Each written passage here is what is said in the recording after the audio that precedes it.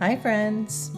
I found this old painting I had done because I was going through my papers and I found this block that I had, and this is the Academy watercolor. It is 10 by 7, 300 GSMs, so it is a good solid 100% cotton, acid free. That's a 130 pound paper, and it's made by Bao Hong. So in a recent tutorial where I did a little landscape for you, I was using a smaller version of this same paper, but it's kind of marked differently as far as, it's by Bao Hong, but this one says Academy watercolor paper, so whatever. So I found this, and the thing about the block again is that you have glued on all sides. Everything is glued so that when you start using it, you already have one little tiny place here to open when you're ready to pull that sheet off, but otherwise it's glued all the way around. So one thing that I am going to do before I forget, and I mentioned this in that prior tutorial, was that sometimes you'll get a rim of glue. See if I can show you that, where you can just barely see it probably on camera.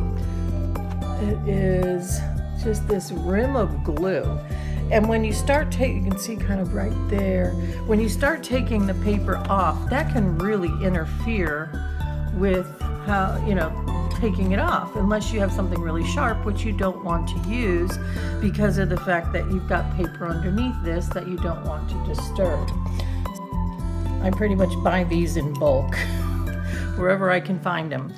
I use them for everything. Whenever I get, this is my Amazon package one. So when I get an Amazon package or something and I need to zip a box open, set it on my counter, this is right there in a little dish, and I always have it handy. So what I would do though, is I would gently around the corner, and you'll see how it's shaving off right there? That's the glue. And I want to get it off just around the paper. So when I say gently, see how much of that came off? All right, so now you understand how working with a block, there's some extra little things you might want to do. So now that I've got that, I've got some color here. This is a little combination of Viridian and like a cobalt. And I'm just kind of getting it I'm gonna get it really watered down, and then I'm gonna show you how I'm just gonna glaze the top of this, and just take some water and just literally, well, there's enough still on the brush, and that's fine too. This is called almost like a negative painting, where you're painting around the areas where you want. And that was just from the rinsing the brush. I really did water this down good, so that's good. But you'll see I could go over where the leaves are. I may just do that, but I want to go around the fish because I don't really want that blue on top of him, but it will be a little bit when I do a final glaze. I guess what I would say is that once your paint is dry, you can create a glaze over by just very lightly. I'm not pushing hard on this paper. I'm literally just pulling this through. Now I feel better that I've got my fish, so that I can just apply this extra layer of color. And a lot of times you'll see with when you're doing some flowers or something like that, you might want to lay that extra color in the background, and you can do that a number of different ways. So now that I've got him, I could take a lot wider brush, such as this. I'm going to wet that brush. I'm going to grab some of this, and I'm literally just going to lay that. I don't want this up here to get too dry, so we could add ripples in there if we want to later by putting some more dark. But see what I mean by glaze? I'm just lightly going over the color that's already on there, but without going over it so many times that I'm moving that color, like I just took some of that green, but that's okay. I knew when to stop. But that's also good because of the fact that with this type of a scene, you know, it's going to be a little bit, in fact, I kind of like that. I'll go the direction of it, but you know, there we go. Now you kind of get the feel that we're underwater. If you can see that color, I'm gonna rinse this little brush.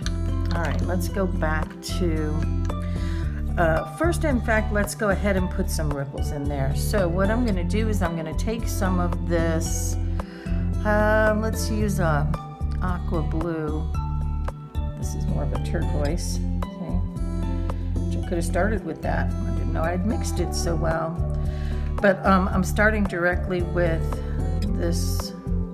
I wish I had I probably have labeled my pans, but because they're set down in this particular palette, this is my tin palette. Found some.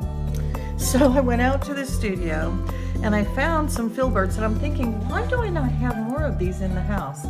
Well, I have probably 100 brushes by now, because over the years I just collect, I try different ones, I find some that come in a, you know, some paints or something, and I've got these really good ones. Let's take the one, I want to try let's try the one that's they're calling it a small mop, but the shape is going to be perfect. So I'm going to wet that. I'm going to grab some gold. And we're going to try this. I don't know. This is either going to work or it's not. But I'm going to start in the back and kind of just, I want to get that. That's going to work. That feeling of scales. I just need to make sure I have enough water, and I could try this other gold on this part. You see why I wanted the filbert. I wanted that rounded edge. And then let's do some darker ones, which I could, like I said, I could have used a different kind of brush, but somehow in my mind I thought, nope, I want a filbert. So there you have it. Now towards his head, they're going to be smaller. How that filbert brush was used to create those scales. Right? Let's rinse the gold off of that. And let's give him an eye. I can always go over it with black if I don't like it. See what I'm doing here. And then what I'm going to do is I will go over that with a little spot of white from a gel pen or from a bleed-proof white. So I'm going to re-wet some of what's in my palette already over here. Get that. I'm going to do several different colors. Start with this one because it's there, and actually I should use, that's okay, I'm going to end up using my dagger brush, but this works as well for now. Pretty good actually. So see, now I'm bringing that in front of some of the ones that were there, in front of that glaze even. So now they're a little bit more distinct. Just kind of pulling those in wherever, you know, I want to set them. And like I said, we'll pull in, we don't want so many that we're going to distract from the fish. I don't like that last one, but enough, because that in itself, what's in the water here, the coral, the seaweed, all of that is part of the character of the entire picture. Could even put a little school of fish up here or something. It's kind of fun to go back something you've already started, you know, you might as well play with it. It's not gonna hurt it, you know, to just kind of try different stuff. I'm really glad I found it. I was going to do a different type of landscape for you today, but this is kind of fun. So I want a really, really bright, like an opera rose. I think that's what I've got here. And I'm going to pull in, see, pretty color. Okay, that'll do good there. Some coral, oh, I almost dropped. One moment, move the coffee to the other side. I almost dipped my brush in there again. I do that. All right, so let's put, I like the oranger, more oranger. You know what I'm talking about. It's early, it's Saturday morning. Let's go in with a cat orange and just lighten some of this up.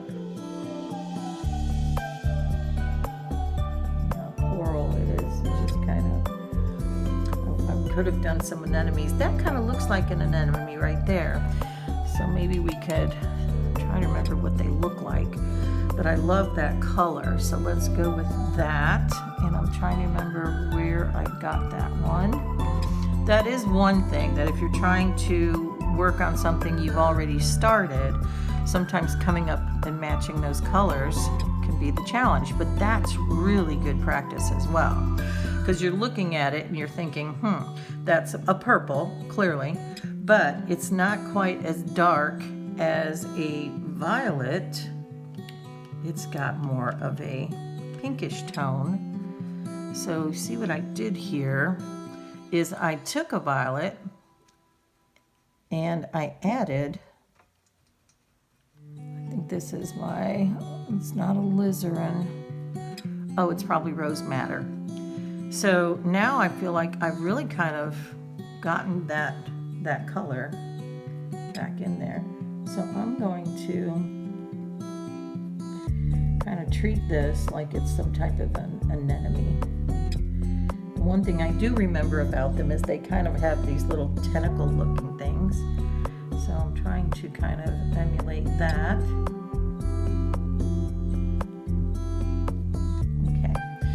That's enough there.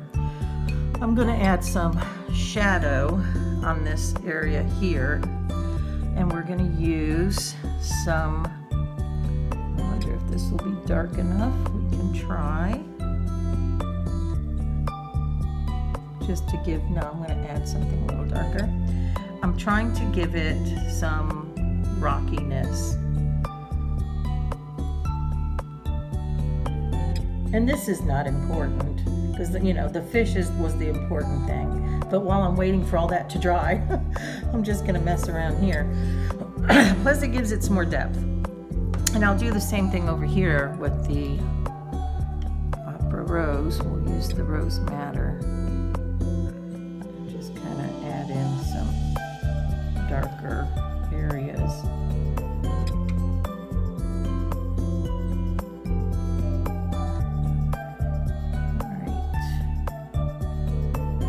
Yeah, I definitely want to put some little bitty fish. What do you think? Let's go back to our seaweed. We're going to pull in a little bit of a lighter green. I'm adding some lemon yellow here, mixing in with the green that's already there. Some olive. There we go. There's a couple different, just variation. And this is coming from the bottom here. Different widths, different colors. There we go. I really don't think I want to do too much there because of the fact that I want to keep the fish in the focus, and I'm going to do some shading on him as well. This Aussie red gold. I'm going to lay that in, just kind of like a fins with, his, what do you call that? What he breathes with, his gills. Where his gills would be underneath this particular fin.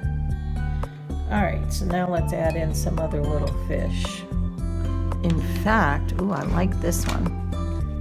See, it's a green. Let's see what we can do. I need to wet these, so I'm going to set them here.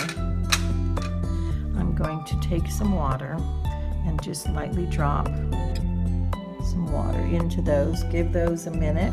But I'm just going to create a little school of fish. I'm going to be using 2 different colors because I want them glimmery in their pattern. You know how you see them going through the water and you see one side and then you see another side. So just kind of like that. Put some lighter ones at the top here in the front. I'm going to try and pull some green where it's coming kind of up behind him. We'll start with the lighter color.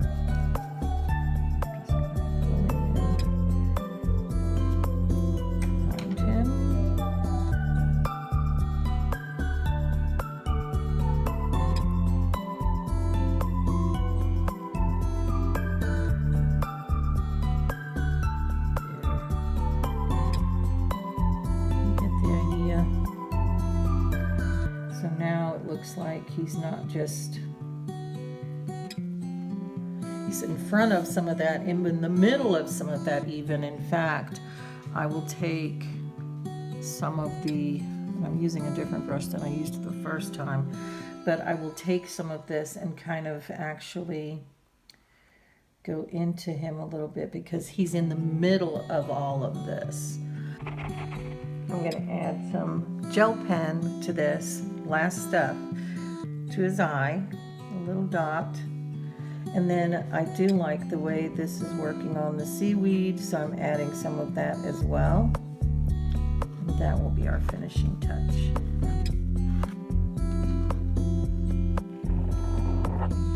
This is just a number 8 jelly roll.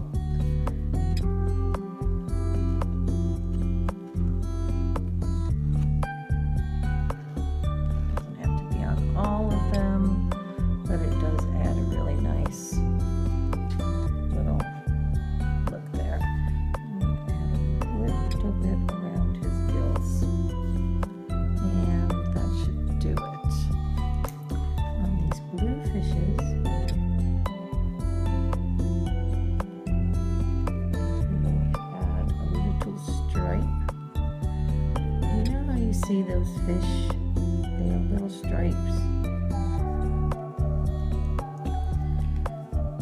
And the silver ones I'm going to leave over there. They're very subtle. I don't know if I want to put a little fin on these. I think it might be too much and distracting. So we will leave it here, and that is our final product. I hope you enjoyed painting this with me, and please don't forget to subscribe to my channel, hit like, and if you want a reminder of future projects, just ring that little bell. Thanks, and take care.